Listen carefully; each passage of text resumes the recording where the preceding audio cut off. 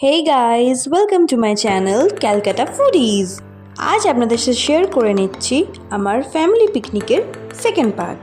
First পার্টে আপনারা দেখেছিলেন ব্রেকফাস্ট আর স্টার্টার আইটেমস, কিন্তু মেন কোর্সে ছিল সিম্পলি ভাত আর মাটনের ঝোল। গরম গরম ভাত আর মাটনের ঝোল, এটা থাকলে আমার তো আর কিছু লাগে না। আমরা অর্ধেকের বেশি মাটন তো কষা থেকেই শেষ করে দিয়েছি খেয়ে। মাটন রান্নার দায়িত্ব ছিল আমার মামা আর আমার মেসোমশাইয়ের।